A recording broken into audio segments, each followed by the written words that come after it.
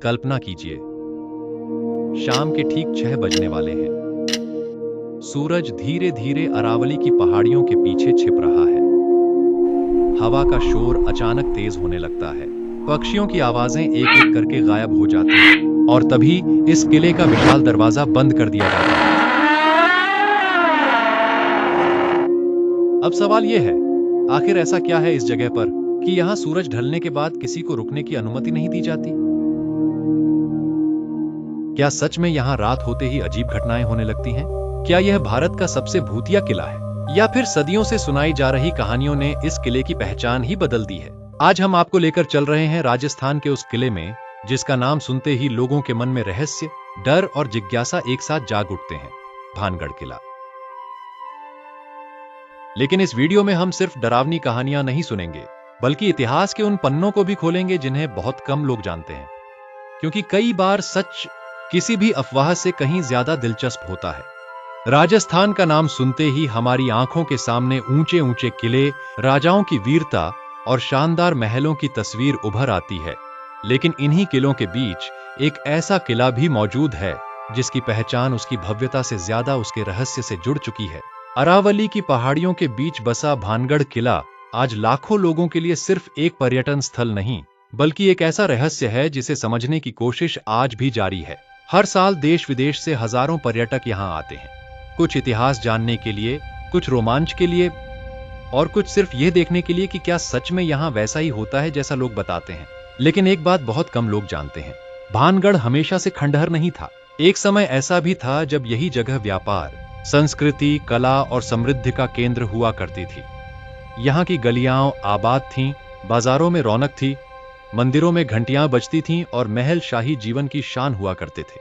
आज जहां सिर्फ टूटी हुई दीवारें दिखाई देती हैं, कभी वहीं जीवन अपनी पूरी रफ्तार से चलता था। तो फिर ऐसा क्या हुआ कि इतना समृद्ध शहर हमेशा के लिए वीरान हो गया? इस सवाल का जवाब हमें लगभग 400 साल पीछे ले जाता है।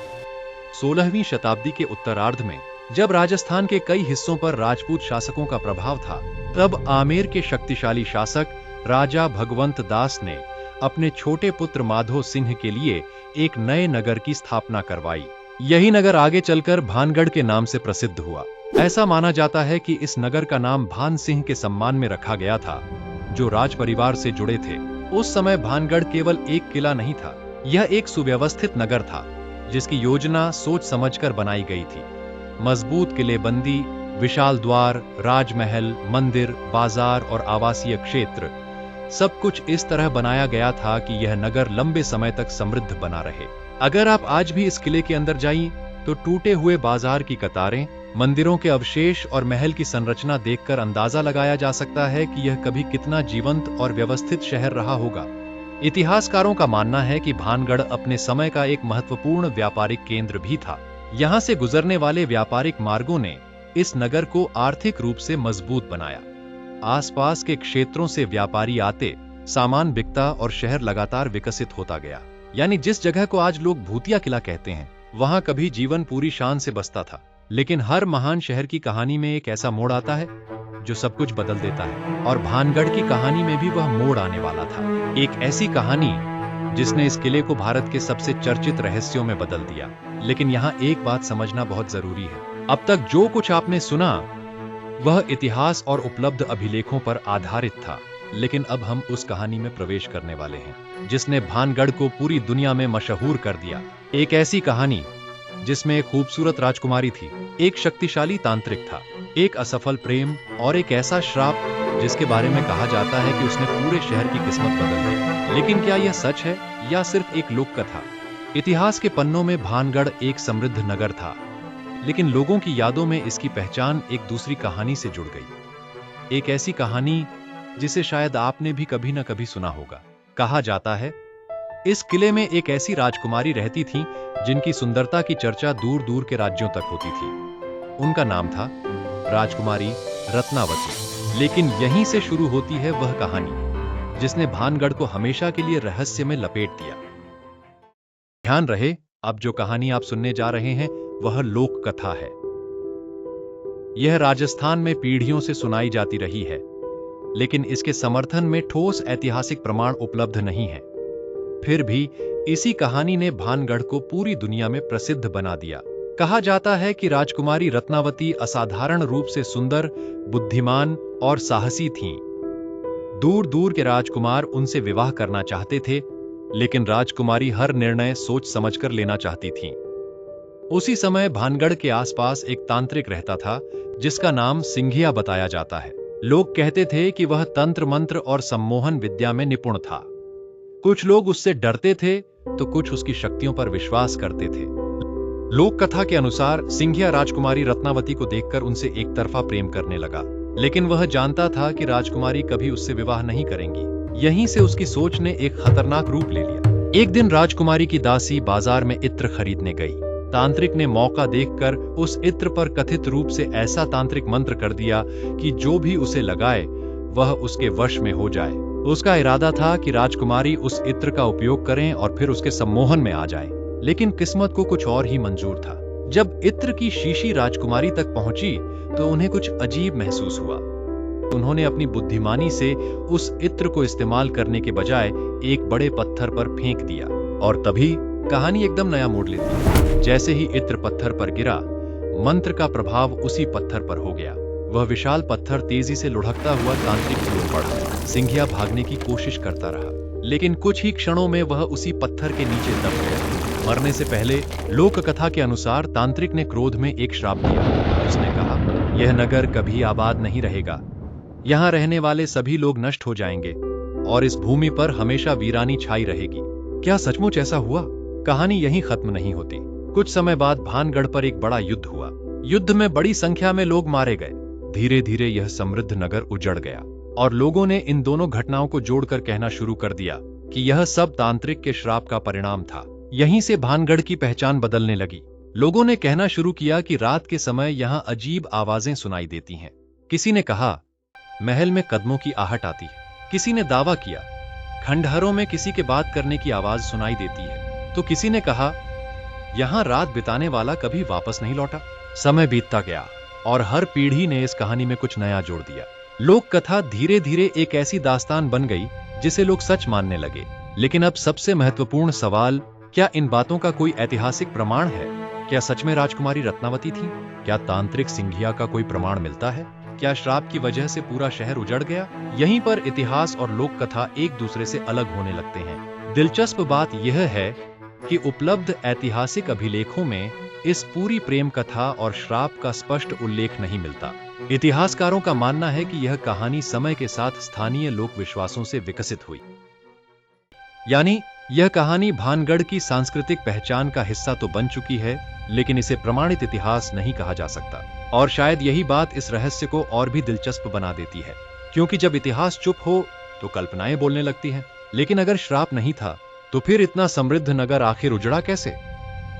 क्या इसकी वजह युद्ध था, अकाल, पानी की कमी, या फिर कुछ और? और सबसे बड़ा सवाल, अगर यहां भूत प्रेत होने का कोई प्रमाण नहीं है तो फिर सूरज ढलते ही प्रवेश पर रोक क्यों है? अगर तांत्रिक का श्राप सिर्फ एक लोक कथा है तो फिर असली सवाल अभी भी वही है। इतना समृद्ध शहर आखिर उजड़ा कैसे? क्या कोई युद्ध हुआ था? क्या कोई प्राकृतिक आपदा आई थी? या फिर इतिहास के पास इस रहस्य का कोई बिल्कुल अलग जवाब है? यहीं से भानगढ़ की कहानी और भी दिलचस्प हो जाती है, क्योंकि जब हम लोक कथाओं से बाहर निकलकर इतिहास और पुरातत्व की ओर देखते हैं तो तस्वीर पूरी तरह बदल जाती है। इतिहासकारों के अनुसार भानगढ़ का पतन किसी एक रात में नहीं हुआ था। यह एक धीमी प्रक्रिया थी।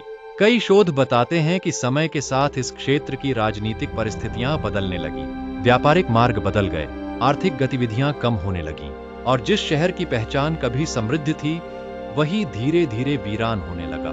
कुछ इतिहासकार यह भी मानते हैं कि आसपास के क्षेत्र में पानी की कमी और बदलते प्राकृतिक संसाधनों ने भी लोगों को यहां से पलायन करने पर मजबूर किया।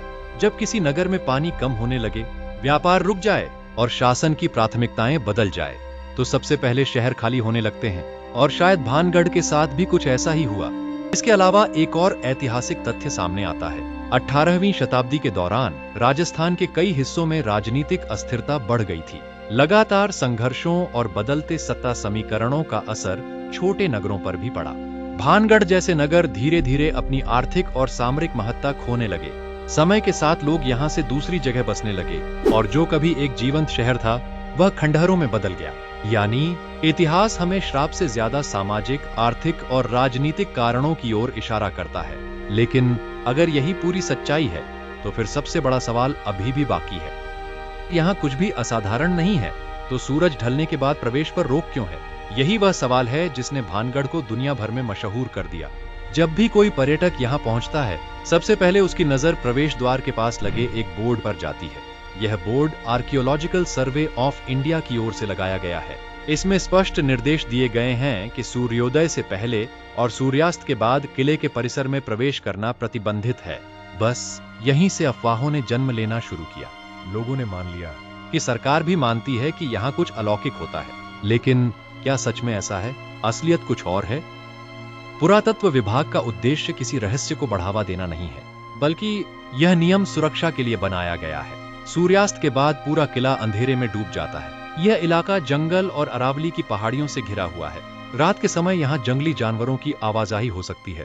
कई जगह टूटी हुई दीवारें, गहरे गड्ढे और असुरक्षित संरचनाएं हैं। अंधेरे में दुर्घटना होने का खतरा काफी बढ़ जाता है। इसीलिए पर्यटकों की सुरक्षा को ध्यान में रखते हुए सूर्यास्त के बाद प्रवेश पर रोक लगाई गई। लेकिन जब लोगों ने सिर्फ नियम देखा और कारण नहीं समझा, तो कल्पनाओं ने अपनी जगह बना ली। धीरे धीरे यह बात फैल गई कि रात में यहाँ कोई रुक नहीं सकता। फिर किसी ने कहा अजीब आवाजें आती हैं। किसी ने दावा किया परछाइयां दिखाई देती हैं। और देखते ही देखते भानगढ़ भारत का सबसे भूतिया किला कहलाने लगा। सवाल यह है, क्या कभी किसी वैज्ञानिक संस्था या सरकारी एजेंसी ने यहाँ पैरानॉर्मल गतिविधियों की पुष्टि की?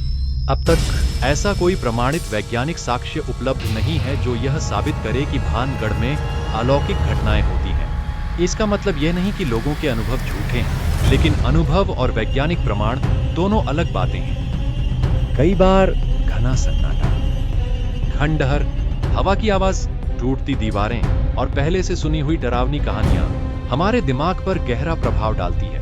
मनोवैज्ञानिक इसे एक्सपेक्टेशन इफेक्ट कहते हैं। अगर कोई व्यक्ति पहले से मानकर जाए कि जगह भूतिया है, तो सामान्य आवाजें भी उसे असामान्य लग सकती हैं। यही कारण है कि दुनिया के कई ऐतिहासिक स्थानों के साथ ऐसी कहानियां जुड़ जाती हैं।